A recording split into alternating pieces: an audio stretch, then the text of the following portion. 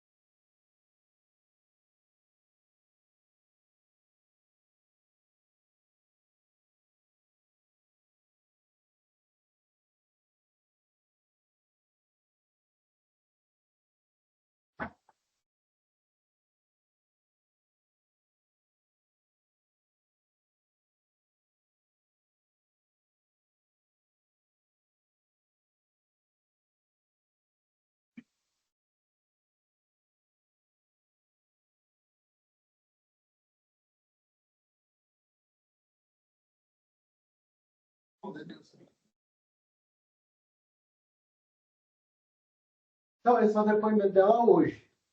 Tá? Esse depoimento dela hoje é corroborado, os autos do processo.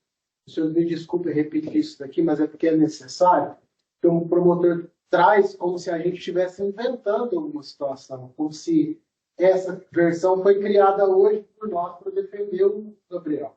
Então, o depoimento dela hoje, ele é compatível com os autos do processo, o depoimento do policial militar, que foi até o pronto-socorro, encontrou com ela lá e relatou que o depoente e seu colega de farda mantiveram contato com a vítima, o qual, em atendimento médico, vindo a alegar que teria sido atingido por golpes de faca desferido pelo autor dos fatos após tentar impedir que ele agredisse a companheira dele.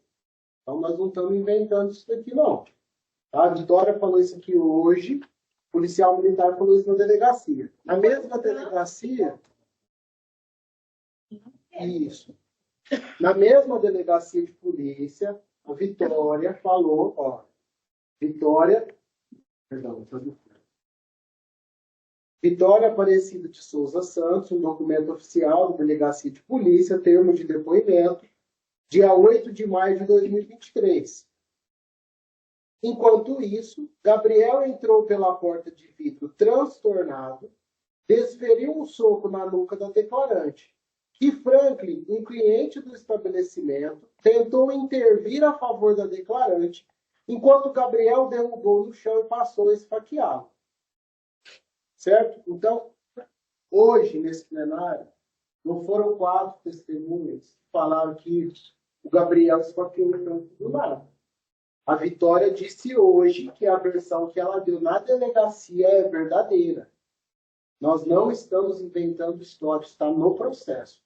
Observe que tudo que eu falo para os senhores, eu tenho um compromisso com a verdade, com o processo. O promotor só mostrou 2 folhas do processo para os senhores, que é o laudo lá da Santa Casa e o laudo pericial, que nós vamos tratar desses pontos do laudo. Então, está aqui no processo. Quando a doutora Maíra, na primeira fala, falou que o Ministério Público, na primeira denúncia, relata exatamente este fato de que eles começaram a discutir, o Franklin interveio na discussão, passou a brigar com o Gabriel e tomou as facadas, o doutor falou assim para a doutora Maíra: eu acho que a senhora não leu o processo, porque teve um aditamento da denúncia. O doutor falou isso para a doutora: eu acho que a senhora não leu o processo, porque teve um aditamento da denúncia. Eu achei aquela hora que nem eu tinha lido o processo, porque eu não lembro desse aditamento. Então nós estamos aqui, ó, folhas 171, Tribunal de Justiça do Estado de São Paulo, essa é a ata da audiência, onde houve, de fato, o aditamento da denúncia. O que é o aditamento da denúncia?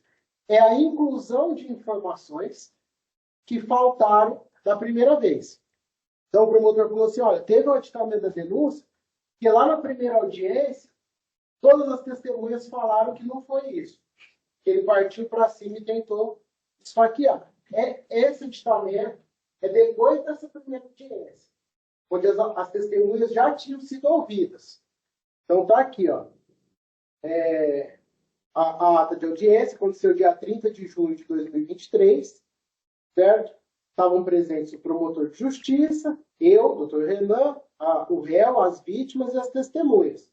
O representante do Ministério Público requereu pelo aditamento da denúncia. De fato, teve um aditamento. Para quê?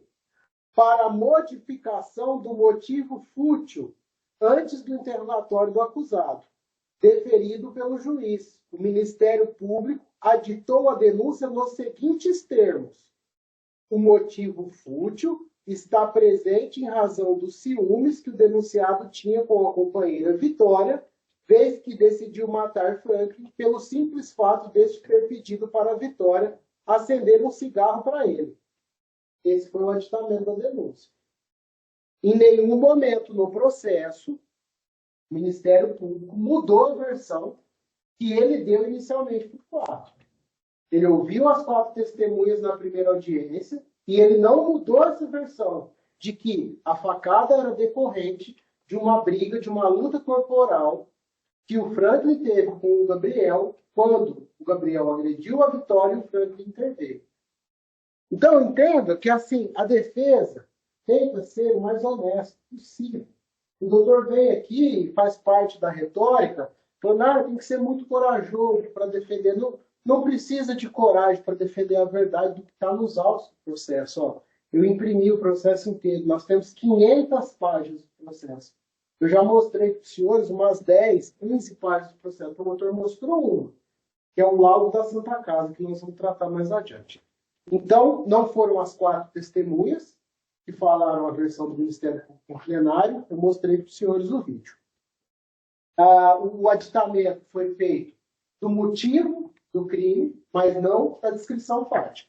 Não foi feito isso. Certo? Em relação a nenhuma testemunha disse isso para os policiais, eu quero que os senhores rememorem o depoimento do Júnior, que teve sentado aqui. A doutora Maíra chegou no Júnior e falou o seguinte: você foi lá no pronto-socorro, levou o Franklin lá, voltou para o local. O senhor conversou com os policiais e contou o que aconteceu? Ele falou: sim, eu conversei com ele. E qual que é o relato dos policiais? Que a facada se deu após a discussão, porque o Franklin foi defender a Vitória. Outra coisa que o doutor fala é em relação à intenção. Porque a facada, onde foi, como foi, ele justifica a intenção de matar apenas pelos locais onde ocorreu a facada. E aqui eu me sinto na obrigação, eu não gosto de trazer questões técnicas para o Tribunal do Júri, mas eu me sinto na obrigação de falar para os senhores que o resultado da conduta do réu, por si só, não justifica que aquele réu seja condenado por tentativa de homicídio ou até mesmo por homicídio. Por quê? Porque o nosso Código Penal, ele traz a possibilidade, inclusive, de que um réu seja condenado por lesão corporal seguida de morte.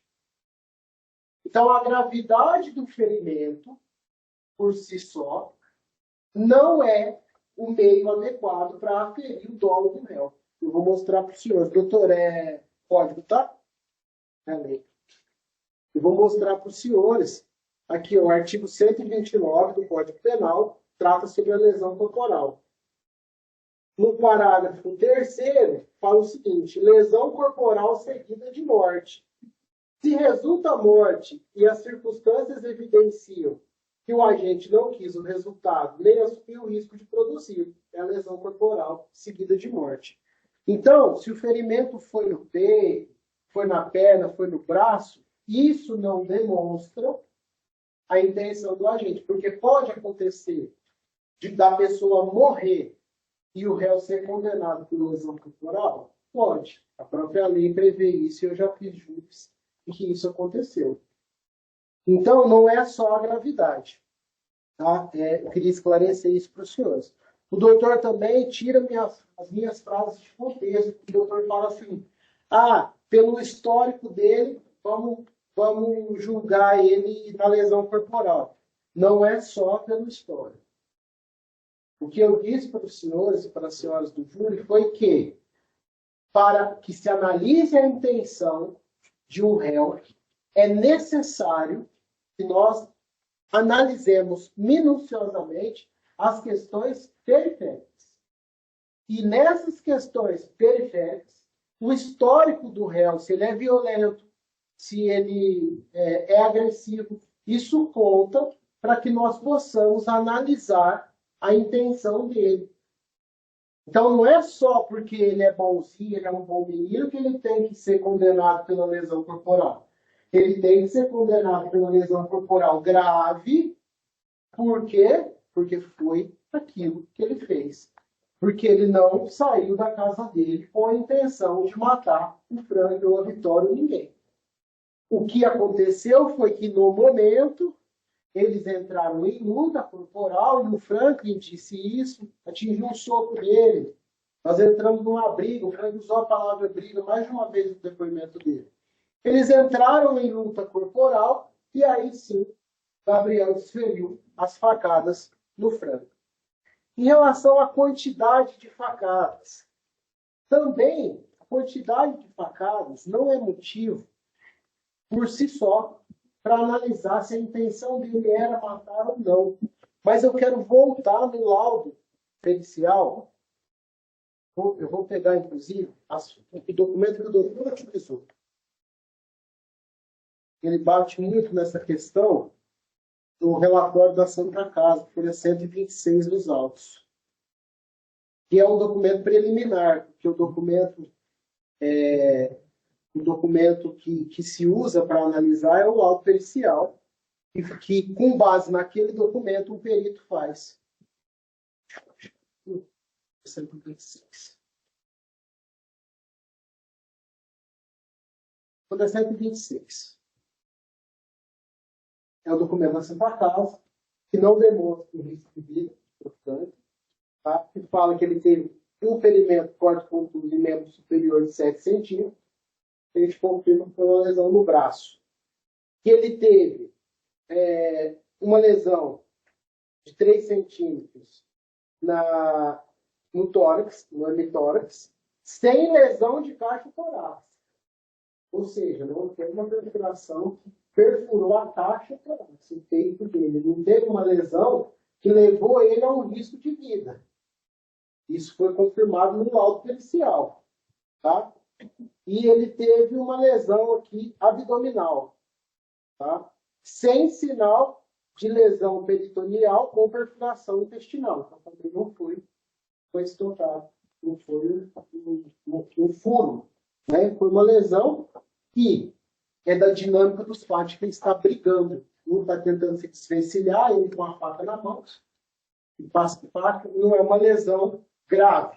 Tá? Novamente, foi dedicado com profelite de pirona e foi mandado para Ribeirão por conta da questão do braço. Ele não teve perfuração em caixa torácica, ele não correu risco de vida, é o que aponta o laudo pericial. Aqui, ó. Houve risco de vida? Perigo de vida? Não. A única coisa que resultou a lesão foi incapacidade para as ocupações habituais por mais de 30 dias, porque ele teve esse problema no braço. Tá? Como que é feito esse laudo? Só para os senhores entenderem a questão técnica. Esse laudo ele é enviado para o Instituto de Criminalística da Polícia Civil. E o Instituto de Criminalística da Polícia Civil do Estado de São Paulo é um dos melhores do país. É enviado toda a documentação médica para esse Instituto de Criminalística e o perito, analisando a documentação médica, faz esse laudo oficial, que é o que é utilizado no processo. Então, o perito pegou isso daqui, que é da Santa Casa, da médica, que a médica ela não tem competência de ser perita, né? Ela é médica. O perito pegou esse e construiu esse. Esse laudo que foi construído foi com base no relatório médico produzido, que fala que não teve período de vida e que não teve nenhuma lesão grave, não teve perfuração de caixa torácica, não teve nada. Então, isso demonstra que a fala da defesa não é fantasiosa. Nós não estamos aqui inventando historinha ou querendo amenizar a questão, a versão do réu, ou dando justificativas para o que o réu fez. Nós já falamos, o réu errou. Ele errou. Ele tem que ser punido na medida do erro dele. E há nesse processo provas de que o réu está falando a verdade. E de que essa defesa está falando a verdade. Porque nós mostramos os documentos do processo dos senhores. Nós não temos medo de prova. Estamos lendo os documentos do processo dos senhores. Ainda que os senhores achem que isso aqui tudo não é suficiente, há uma dúvida razoável da intenção dele de matar. Que são depoimentos conflitantes. Nós já mostramos para os senhores que a vítima Franklin, ela mente. O juiz ela mentiu várias vezes. E isso não é para desqualificar, ele continua sendo vítima. Mas ele mente, inclusive, de coisas banais. Que ele falou que a menina que estava lá não era namorada dele, os outros dois falaram que era. Ele conta uma história de que ele estava sentado, depois ele fala que estava em pé. Ele muda a versão dele. E é lógico que ele é vítima. Temos que levar em consideração que a vítima está chateada. O que aconteceu de fato. Que a vítima quer que ele receba uma pena alta. Mas por que nós temos um julgamento? Para que nós consigamos chegar no que é justo. Sobrepesar a palavra da vítima, a palavra dos policiais, que não tem por que mentir. Os policiais não defendem réu em nenhum processo. Eu nunca vi policial mentir para defender réu. As palavras da Vitória, que teve aqui e confirmou a versão que ela deu na delegacia.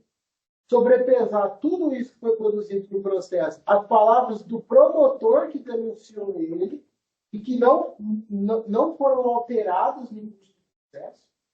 O aditamento não tratou da questão fática, que ele poderia ter feito. Ele só inova aqui no plenário. Porque o promotor quer uma pena maior que o Gabriel. É uma pena elevada, é isso que ele falou. Precisa de uma pena alta, porque senão vai diminuir, vai acontecer isso, vai acontecer aquilo. E a pena não é competência nossa. A pena é competência de quem faz a lei. Nós não discutimos pena no tribunal do júri. Nós discutimos o que ele fez. E nós queremos que ele pague pelo que ele fez. Eu já disse para os senhores na minha primeira fala. Se nós quiséssemos inventar história, contar mentira, a gente traria a versão da legítima defesa, a gente trabalharia mais a questão da relação da Vitória com o Franklin, a gente traria outros argumentos que poderiam até melhorar a situação do réu a ponto de conseguir uma absolvição. Mas isso também não é justo. Então, nós não vamos trabalhar com o que não é justo. O que nós queremos é que os senhores hoje façam justiça. Justiça pelo Gabriel e justiça pelo Franklin. E que cada um pague por aquilo que cometeu.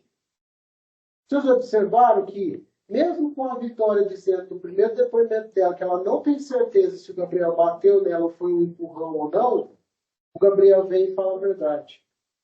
Bati. Ele vai receber uma pena por isso. É um dos quesitos aqui, é um dos crimes que ele está sendo acusado.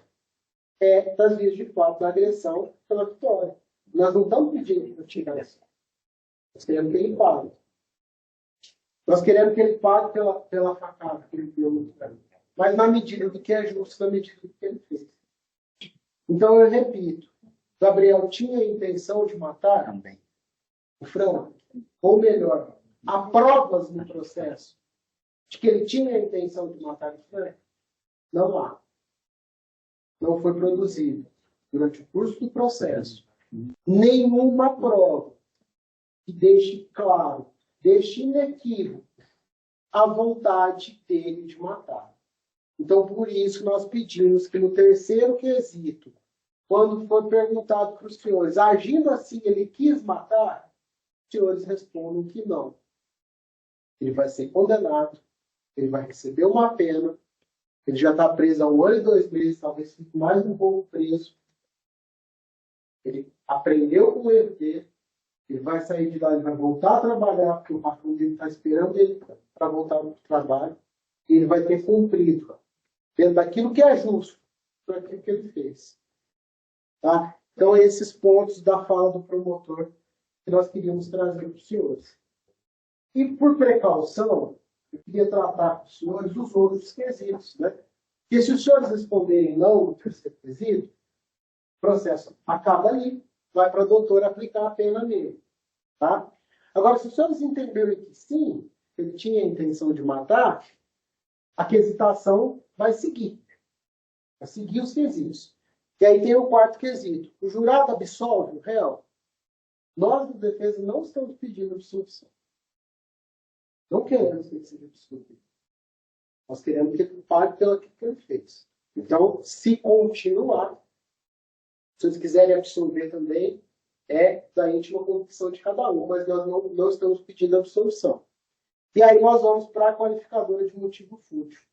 O crime foi praticado por motivo fútil, uma vez que o acusado cometeu a tentativa de homicídio por ciúmes da sua ex-companheira? Nós pedimos que o senhor respondam que não. Porque ninguém sabe o motivo. A própria questão de ninguém saber o motivo já faz a gente pensar se ele queria matar ou não. Mas se chegarmos nessa fase, nós pedimos que os senhores respondam que não teve motivo fútil. E se o crime foi praticado mediante recurso que dificultou a defesa da vítima, também pedimos para os senhores para que respondam que não. Então, para os senhores entenderem, essas qualificadoras, elas têm 2 efeitos práticos na situação do Gabriel. Além de aumentar a pena dele consideravelmente, ela tem o efeito de transformar aquele crime, que é uma tentativa de homicídio comum, em um crime hediondo. Eu já fiz júris com essas qualificadoras, o motivo fútil do meio que dificultou a defesa da vítima, de homicídios cruéis, de feminicídios, onde são aplicadas essas qualificadoras para aumentar consideravelmente a pena do réu, para transformar aquele crime em crime hediondo. E o que é o efeito do crime hediondo? A progressão de regime dele aumenta consideravelmente. Mesmo sendo primário, ele tem que cumprir quase metade da pena para progredir de regime. Isso, no caso do Gabriel, não é justo. Não é justo. Vocês relembrarem as notícias recentes da nossa cidade, um crime bárbaro que aconteceu, que o réu está respondendo exatamente por essas 2 qualificadoras. Não dá para comparar a situação fática e a situação de vida do Gabriel com outros crimes bárbaros, a ponto de causar um prejuízo para ele, tanto no aumento de pena, quanto na progressão de regime, e manter esse menino mais tempo preso por um fato que foi uma briga de bar, um fato lamentável, um fato triste, onde ele estava errado, mas ele merece o julgamento de si. Então, ainda que os senhores entenderem que ele quis matar, eu peço encarecidamente aos senhores que retirem essas 2 qualificadoras. Doutor, apenas para chancelar o que o doutor Renan falou, vou voltar um pouquinho na fala do Ministério Público, que ele disse que o Gabriel foi em casa, voltou com a intenção, premeditado a matar o Frank. Eu pergunto para os senhores, Gabriel sabia que o Franklin estava lá? Como que ele poderia saber que ele estava lá? Isso apenas vem a corroborar o que a defesa está expondo para os senhores. O Gabriel jamais quis. Ele não saiu de casa com a vontade de matar o Franklin. Ele apenas foi lá atrás da Vitória. Porque ele já sabia que a tabacaria tinha fechado, estava mandando mensagem para ela não tinha voltado. Tanto é que ele chegou na porta, bateu por 2 vezes à procura de quem? Da Vitória. E olha que ele adentrou no estabelecimento, qual foi a primeira pessoa que ele teve contato? Com a Vitória. Então, isso demonstra que ele não estava com intenção, ele não estava premeditado a matar o Frank. Ele não tinha recurso para saber se o Frank estava lá na tabacaria. Quem estava lá? A única pessoa que ele tinha certeza que ele poderia supor que estava na tabacaria seria a Vitória. Porque lá ele deixou a Vitória trabalhando. E mais, as quantidades de lesões que o Gabriel desferiu no Frank não foram 7. O laudo aqui, gente, é claro em mencionar, esse laudo foi feito, laudo pericial pelo Instituto Médico Legal, Carlos Eduardo Tolói, que foi o médico legista, e relatou, ó, exame, presença de lesões, ferimento, pérfuro cortante de 3 centímetros na região hemitórax direito, sem lesões e sinais de caixa torácica. Por isso aqui, a gente já prevê que foi o quê? Uma lesão superficial. Ferimento em membro superior esquerdo de 7 centímetros em região posterior do mesmo membro, sem lesão vascular. Sem lesão vascular. Esse foi o laudo que o perito fez. Essas foram as lesões constatadas. Então, não há prova de que foram 7 lesões, de que ele teve o abdômen lesionado, que ele teve as pernas lesionadas. O perito não identificou isso. E mais, o laudo é claro em dizer, olha o quesito. Resultará incapacidade para ocupações habituais por mais de 30 dias? Outra pergunta, houve perigo de vida ou debilidade permanente de membro, sentido ou função? Ou antecipação de parto? Resposta, sim, houve incapacidade para as atividades habituais por mais de 30 dias. Então, o laudo não falou que houve perigo de vida. Em momento algum, essas lesões sofridas pelo Frank expôs ele ao perigo de vida. Então, somente essas lesões não eram o suficiente para matar o Frank. Isso é o que diz o perito. Nós não estamos mentindo aqui, nem inventando nada. E mais eu digo para os senhores. O promotor vem e diz, olha, mas a lesão foi grave, foi no braço, foi na região torácica. Isso não basta para caracterizar o crime de homicídio, porque a lei prevê, como o doutor Fernando mesmo expôs, que existe lesão corporal gravíssima seguida de morte. Existe a lesão corporal, inclusive quando há uma amputação de um membro. Ou seja, ainda que o Franklin tivesse desferido facada no Gabriel, no Franklin, que tivesse amputado o braço dele ou uma perna dele, isso por si só não caracteriza o homicídio. Por quê? E eu mostro para os senhores. Porque o artigo 129 do nosso Código Penal, no inciso, no parágrafo 2º, ele diz lesão corporal de natureza grave. Grave. Se resulta perda ou inutilização de membro, sentido ou função. Perda. Ainda que tivesse perdido a visão, que tivesse tido um braço amputado, 2 braços amputados, a perna amputada, é lesão corporal de natureza grave. Então, os senhores têm que ter essa capacidade, não ficarem vislumbrados pelo fato da lesão ter causado um sangramento, ter lesionado o tendão dele. Isso por si só não caracteriza a intenção homicida. Porque se assim não fosse, a lei não traria o crime de lesão corporal grave nesses casos de perda, inutilização de membros, sentido e função. A lei não traria o crime de lesão corporal seguida de morte. Ela simplesmente ficaria omissa para que toda a morte resultasse do crime do quê? De homicídio. Então, o Ministério Público está trazendo que uma distorção dos fatos. Está querendo agravar uma situação que não aconteceu. É isso que os senhores têm que ter em mente. E quem esclarece isso para a gente é o perito. Foi claro em dizer que não houve perigo de vida. E mais, o Ministério Público, na denúncia, ele descreve que o crime só não se consumou por circunstâncias alheias à vontade do réu. Então, ele está querendo dizer o seguinte, o réu, o Gabriel, queria matar. Ele só não conseguiu matar porque houve o socorro prestado pelo Carlos e pela Lívia. Mente mais uma vez, porque a Lívia nem socorreu ele, o único que socorreu foi o Carlos.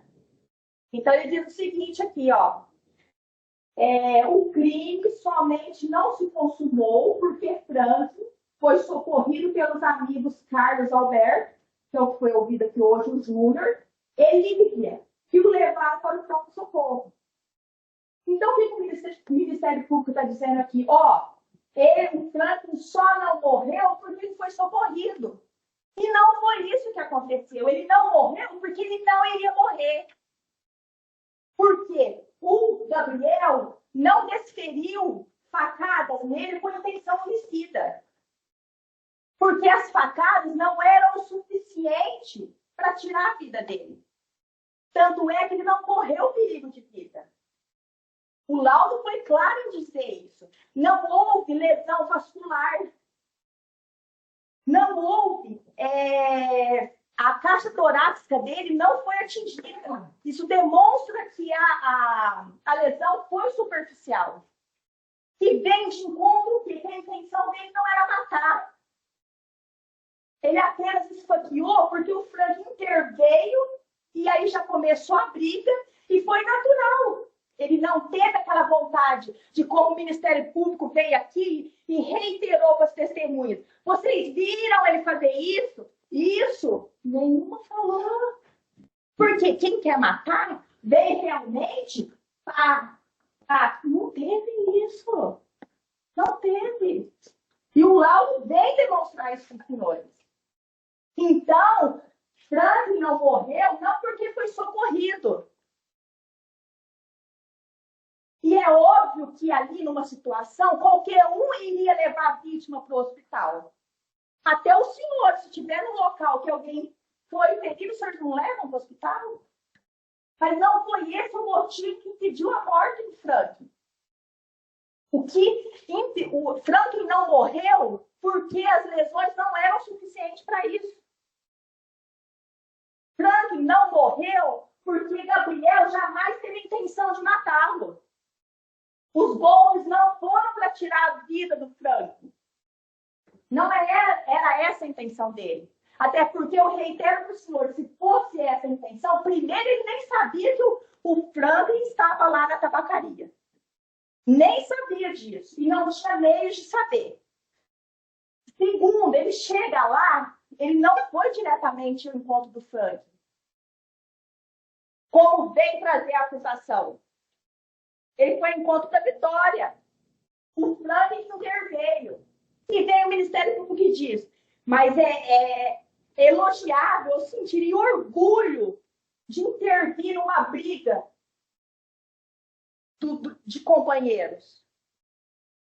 Eu pergunto, por que o Frank não teve esse orgulho de contar que ele interveio. Por quê? Então, nós podemos reiterar o seguinte: o motivo que o Frank impediu a morte do Frank não foi o socorro. Os senhores partirem do pressuposto de que Frank queria matar, que o Gabriel queria matar o Frank, não foi o socorro que impediu essa morte. As testemunhas aqui disseram, a própria Vitória foi enfática em afirmar que o Gabriel simplesmente parou. Ela usou esse termo, ele parou. Ele ficou parado. O Franklin também falou isso. Parou. E aí a vítima saiu, foi no posto de combustível. Perguntamos aqui para todos que foram ouvidos hoje: Gabriel saiu atrás? Correu atrás da vítima? Não. Pelo contrário. Gabriel ficou com Vitória, conversando lá fora e discutindo. E mais, Gabriel apanhou da Vitória. Gabriel levou um soco do Frank e mesmo após levar o soco dele, ele parou. Quem é que, com a intenção homicida, apanha da vítima e para, gente? Sendo que havia condições de continuar. E mais, apanha da própria Vitória. Ou seja, ele foi lá atrás da Vitória apenas o quê? Para que ela fosse embora e eles discutissem a relação amorosa deles. Ele não tinha intenção de matar Frank, ele não tinha intenção de causar lesão corporal ou que seja um homicídio contra a Vitória. Gabriel não tem esse perfil. Porque se ele tivesse, ele teria demonstrado naquele momento. Então, os senhores, quando forem questionados, o crime somente não se consumou por circunstâncias alheias à vontade do Gabriel, digam não. Não por quê? Porque ele parou. Porque se ele quisesse, isso eu estou partindo do pressuposto que ele queria matar. E se ele quisesse, ele teria meios para continuar. Ninguém o impediu, o segurou. Ninguém aqui falou que ele ficou esboçando vontade para correr atrás do Franklin. Ou esboçando qualquer tipo de ameaça. Vou te matar, eu não te matei hoje, mas eu te mato depois. Ninguém aqui falou isso. Não podemos distorcer os fatos. Atribuir a esse homem aqui de 20 anos de idade um crime de homicídio duplamente qualificado. Quando, na verdade, o que ele fez foi uma lesão corporal. Que nem a intenção dele era de fazer isso. A intenção dele era de buscar a Vitória. Levar ela para casa. Porque eles eram companheiros. Ele a tratava como mulher. Ela era a mulher dele. Uma mulher que acabou o serviço e não voltou para casa. Ele tinha motivos para ir lá atrás da mulher dele. Jamais ele pensou sequer em lesionar, em tirar satisfação com o Franklin. Tudo isso aconteceu porque o Franklin, ninguém sabe o motivo. O único ali, dentre os outros participantes, levantou e quis tirar satisfação. O porquê que ele estava agredindo, chamando ela para ir embora. Chamando Vitória para ir embora. Então, tudo começou porque o Frank interveio. E ele não foi homem o suficiente de chegar aqui e assumir que ele interveio.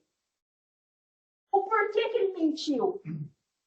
Qual o motivo que tem para ele não constar que ele apenas foi proteger uma mulher das garras de um homem? Que eu tenho certeza aqui, qualquer um dos senhores que visse uma mulher sendo agredida por um homem, inclusive o doutor Fernando, iria intervir. Como o doutor promotor veio aqui e disse. Eu me sentiria honrado em fazer isso. Por que que Franklin não se sentiu honrado nesse momento? Então, há alguma coisa além disso ou não há? Houve ou não houve motivo para que Franklin, naquele momento, após a intervenção, revidasse? Então, não podemos dizer que esse pobre coitado aqui saiu premeditado de casa. Não podemos distorcer os fatos. Agora, em saber a quantidade de pena que ele vai cumprir ou não, isso não é fazer justiça. Dizer que simplesmente por se dar uma facada você quis matar não é fazer justiça. Porque existe crime de lesão corporal praticada com arma de fogo, existe crime de lesão corporal praticada por facada e por qualquer outro instrumento. E aqui eu desafio o Ministério Público a falar que eu estou mentindo. Que alguém que dá um tiro em outra pessoa não pode ser condenado por lesão corporal. Então, não é a arma que ele utilizou que define se ele queria ou não matar. Não é a quantidade de lesões que define se ele queria ou não matar, porque nesse caso aqui foram 3. E eu afirmo para os senhores que foram 3. Porque o laudo perito disse que foram 3. Por qual razão o perito iria mentir? Por qual razão o perito não iria constar que houve lesões na perna, no abdômen? Por qual razão? Se ele é uma pessoa totalmente imparcial e isenta. Ele nem conhece Gabriel, ele não conhece Franca, ele não conhece Vitória, ele não me conhece, não conhece a doutora Ana Carolina, doutor promotor. O porquê? O porquê que os policiais iriam mentir aqui? Em falar que o doutor Renan leu o depoimento, que conversou com o Franklin lá no pronto-socorro, e o Franklin contou que interveio. Agora, o porquê que o Franklin mudou o depoimento dele? Aí é uma pergunta que a resposta eu não sei. Mas que há um motivo lá. O porquê que a Vitória, desde quando foi ouvida lá na delegacia, contou que houve intervenção do Franklin? Agora vem o promotor e fala, mas o testemunho, o Júnior foi ouvido aqui e contou outra versão. Mas ele confirmou que falou com os policiais lá no dia. E contou o ocorrido. Quem está mentindo? Será que os 2 TMs que foram ouvidos aqui estão mentindo? Por qual razão? Por qual motivo? Então vocês veem que as coisas não se encaixam. Estão distorcendo os fatos. E mais, eu digo para os senhores, então vamos lá, voltar. Houve a intenção de matar? Não. Ainda que vocês considerem que houve. A morte só não se consumou por circunstâncias alheias à vontade do réu, que foi o socorro prestado pelo Carlos? Também não. Não se consumou porque ele parou, ele desistiu. Simplesmente. E mais, esse crime foi qualificado? Esse ciúme que ele sentiu, ou no mais, se houve ou não houve esse ciúme, mas esse ciúme que passou na cabeça dele é motivo fútil? É fútil para ele? Ele chega lá, volta, espera a mulher em casa, ela não vem, volta, chama ela na porta por 2 vezes, ela não vem. Entra, vai tirar satisfação com a mulher. Até então, o Frank esquece. E esse Frank, que era quem? Ele já estava vendo o rolinho entre os dois, intervém. É fútil. É sem significado para ele. É desproporcional a reação que ele teve.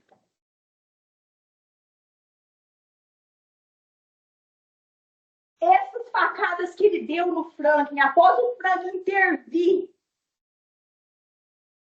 Pegou o Franklin de surpresa? Foi uma emboscada? Não foi. O próprio Franklin interveio. Se você intervém numa discussão, você tem como prever uma reação. Então, a lei, quando ela fala, ela quer tratar mais gravemente um crime, é quando houve emboscada, é simplesmente porque a vítima foi pegada de surpresa, sem que ela pudesse imaginar as agressões. E não foi esse o caso.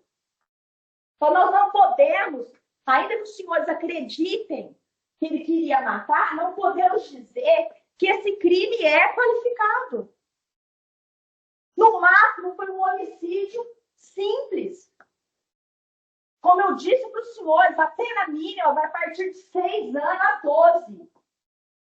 Ainda que seja primário, ele não vai ter pena mínima. Analisaram várias circunstâncias para a fixação da pena. E quem vai fazer esse balizamento é a doutora Ana Carolina, juíza, togada, que vai aplicar a pena. Agora, o passo, se ele for duplamente qualificado, ele vai partir no mínimo de 20 anos. E mais, é hediondo.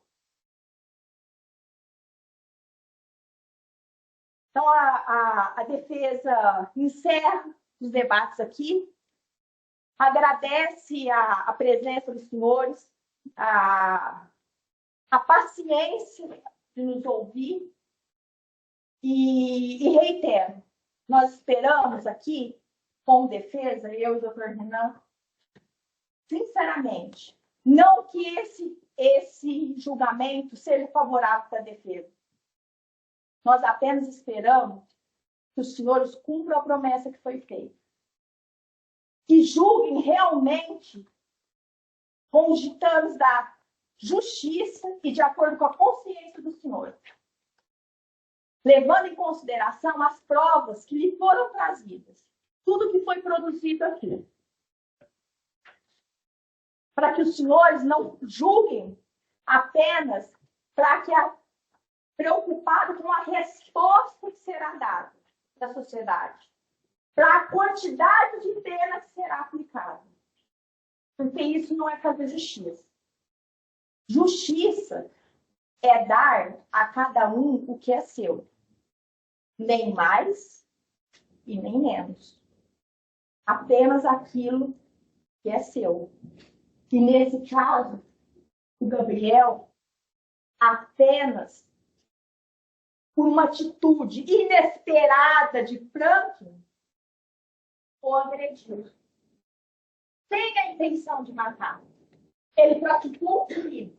Sim, mas um crime de lesão corporal.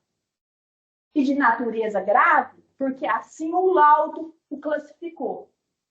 Porque nenhum de nós aqui temos capacidade para dizer a gravidade de uma lesão. Apenas um médico perito. E ele assim classificou como grave. E sendo grave, a pena também é mais grave do que uma simples lesão corporal. Então, vamos fazer justiça. Vamos dar a Gabriel apenas aquilo que é dele. Não vamos dar mais, porque nós estaremos sendo injustos. Também não vamos dar menos, porque também estaremos sendo injustos. Vamos dar apenas aquilo que ele merece. Apenas aquilo correspondente ao comportamento dele. Então, a defesa agradece, eu desejo uma boa noite para todos e muito obrigada. Agradeço também ao promotor, doutora Ana Carolina, e todo o serventuário, e principalmente, Gabriel, a você. Obrigada por confiar no trabalho do doutor Renan. Bem? Obrigada, gente. Boa noite. Doutora, encerramos. Obrigada. Obrigada, doutora Renan. Obrigada, doutora Maíra. Eu declaro encerrados os debates, consulto os senhores e senhores jurados, que estão habilitados para julgar ou se precisam de algum esclarecimento. Habilitados? Ok.